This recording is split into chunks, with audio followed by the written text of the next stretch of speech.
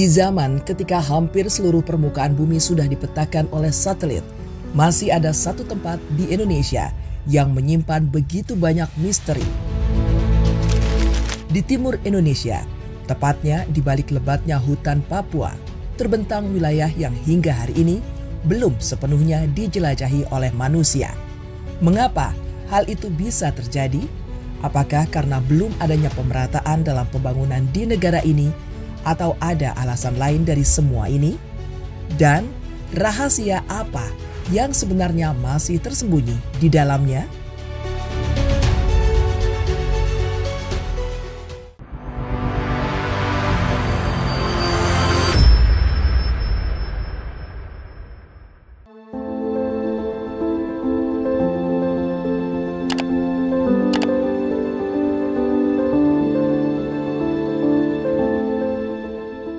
Bayangkan, di abad ketika manusia sudah memotret hampir seluruh permukaan bumi menggunakan satelit, masih ada wilayah yang begitu lebat, begitu liar, dan begitu sulit dimasuki. Hingga sebagian besar isinya belum pernah benar-benar dipetakan oleh manusia. Bukan di Amazon, bukan juga di Afrika, melainkan di Indonesia.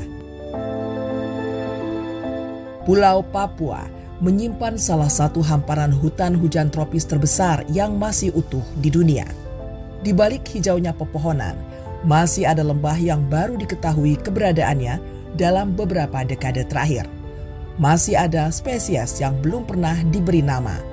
Bahkan, masih ada daerah yang nyaris tidak pernah dijamah oleh manusia modern. Lalu, muncul pertanyaan, mengapa semua ini bisa terjadi? Mengapa di era pesawat, drone, satelit, dan semua kemajuan teknologi di era modern ini, Papua masih menyimpan begitu banyak wilayah yang belum benar-benar dijelajahi? Jawabannya jauh lebih menarik daripada yang kita bayangkan. Banyak orang mengira penyebabnya hanyalah hutannya yang lebat, padahal hutan hanyalah lapisan paling luar. Di baliknya, ada bentang alam yang luar biasa ekstrim. Ada sejarah geologi yang berlangsung jutaan tahun. Ada budaya yang memilih hidup terpisah dari dunia luar. Dan ada kondisi alam yang bahkan hingga hari ini masih membuat manusia menyerah. Semakin dalam kita melihat Papua, semakin jelas bahwa pulau ini bukan sekedar hutan, melainkan sebuah dunia yang berkembang dengan caranya sendiri.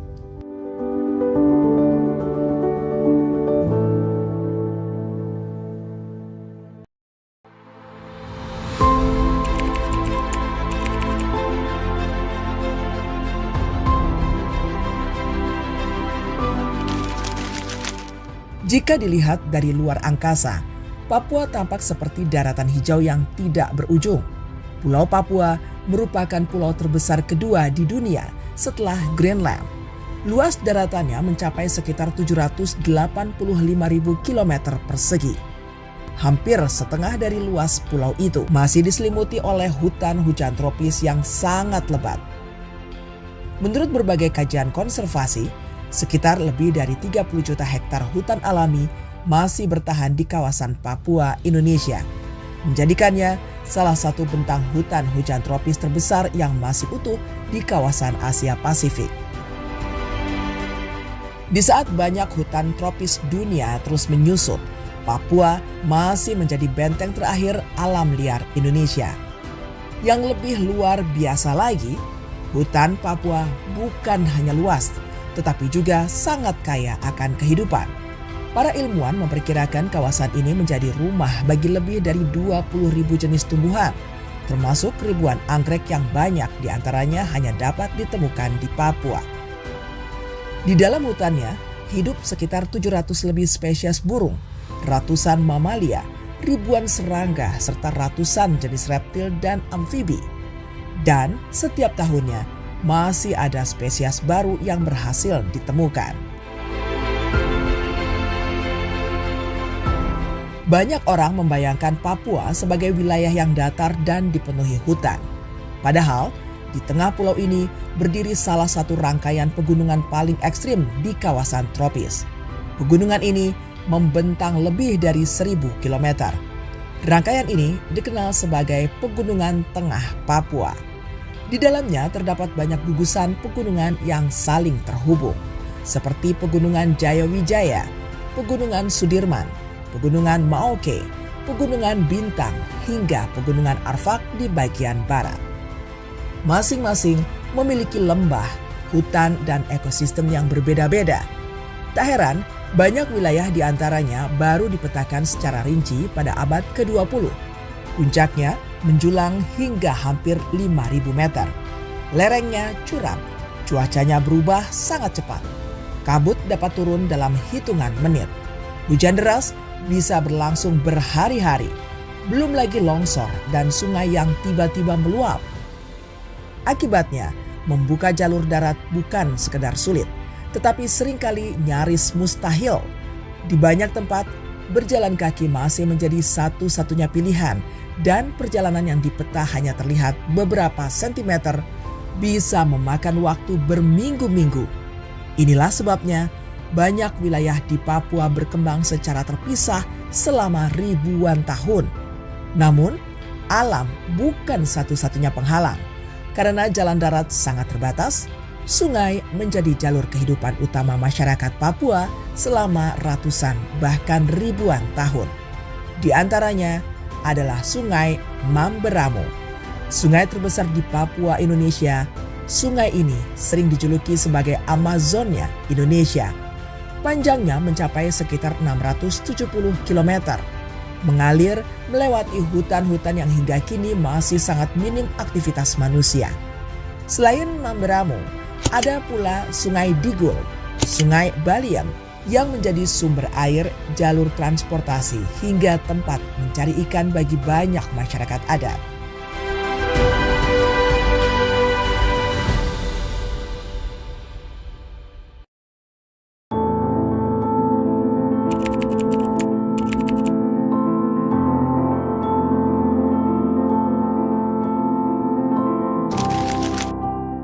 Karena terpisah oleh pegunungan, sungai, dan hutan, banyak kelompok masyarakat di Papua berkembang tanpa banyak berhubungan satu sama lain.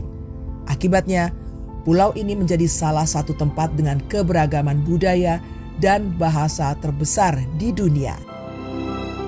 Diperkirakan terdapat lebih dari 800 bahasa yang digunakan di Pulau Papua. Jumlah yang luar biasa besar. Bahkan, dalam jarak yang tidak terlalu jauh, dua desa bisa menggunakan bahasa yang sama sekali berbeda. Selama ribuan tahun, banyak komunitas membangun kehidupan mereka sendiri dengan tradisi, kepercayaan, dan cara bertahan hidup yang berbeda. Sebagian memilih menjalin hubungan dengan dunia luar. Sebagian lagi tetap hidup dengan cara yang diwariskan leluhur mereka. Bukan karena tidak mampu berubah, tetapi karena memang memilih mempertahankan kehidupan mereka. Hal inilah yang membuat Papua menjadi salah satu kawasan paling unik di planet ini. Namun, keunikan budaya hanyalah salah satu cerita. Masih ada kehidupan lain yang jauh lebih misterius. Menariknya, keragaman manusia di Papua berjalan seiring dengan keragaman alamnya. Burung cendrawasih, kasuari, kanguru pohon, walabi, kuskus, hingga echidna hidup berdampingan di pulau ini. Beberapa di antaranya tidak ditemukan secara alami di tempat lain di dunia. Bagi para ilmuwan, Papua sering disebut sebagai salah satu laboratorium alam terbesar di dunia. Bukan karena semua isinya sudah diketahui, justru sebaliknya, karena masih terlalu banyak yang belum diketahui. Setiap ekspedisi ilmiah hampir selalu membawa kejutan baru. Burung, serangga, katak, anggrek, hingga mamalia kecil berkali-kali ditemukan spesies yang sebelumnya belum pernah tercatat oleh ilmu pengetahuan. Pada berbagai ekspedisi ilmiah, para peneliti bahkan pernah menemukan puluhan spesies baru hanya dalam satu ekspedisi. Mulai dari katak mini, burung unik, kelelawar, hingga tumbuhan yang sebelumnya sama sekali belum dikenal oleh ilmu pengetahuan. Penemuan seperti ini masih mungkin terjadi karena sebagian kawasan Papua benar-benar belum banyak diteliti. Fenomena ini terjadi karena banyak wilayah Papua terisolasi selama jutaan tahun.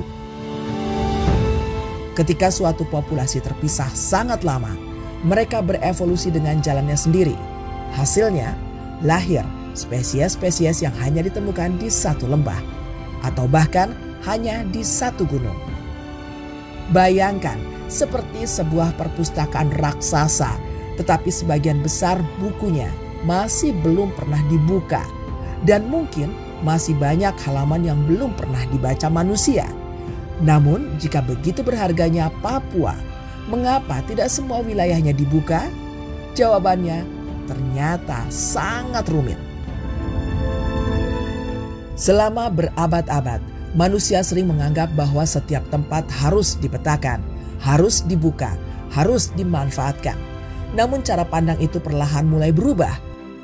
Papua mengajarkan bahwa tidak semua wilayah harus menjadi kota, tidak semua hutan harus menjadi jalan, tidak semua lembah harus menjadi destinasi wisata.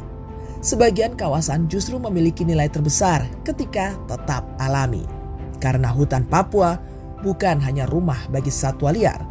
Hutan Papua juga berfungsi sebagai salah satu paru-paru terbesar di kawasan Asia Pasifik. Pepohonan di sini menyerap jutaan ton karbon dari atmosfer, membantu menjaga kestabilan iklim, bukan hanya untuk Indonesia, tetapi juga untuk dunia.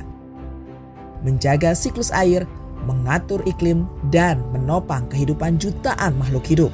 Semakin banyak hutan yang hilang, semakin besar pula dampaknya bagi seluruh dunia. Ironisnya, tempat yang terlihat paling kosong di peta justru menjadi salah satu wilayah paling penting bagi masa depan bumi. Dan disinilah muncul pertanyaan berikutnya.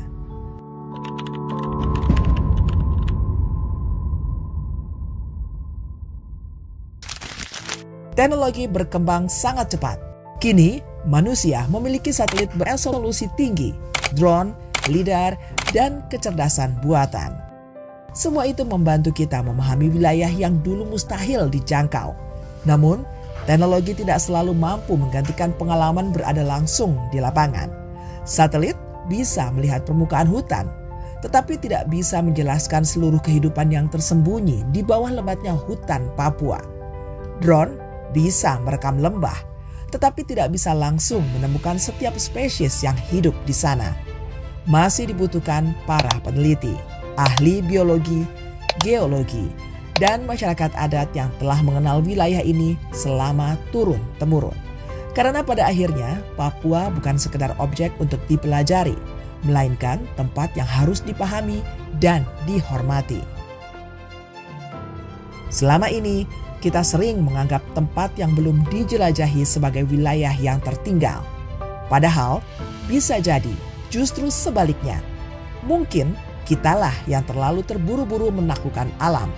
Sementara Papua mengingatkan bahwa masih ada tempat di dunia yang nilainya bukan karena apa yang berhasil kita ambil darinya, tetapi karena apa yang berhasil tetap dijaganya.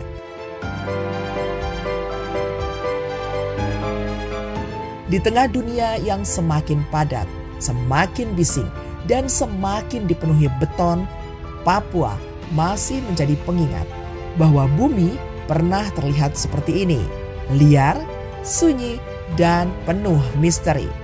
Mungkin bukan semua misteri harus dipecahkan, karena sebagian misteri justru membuat dunia tetap terasa menakjubkan.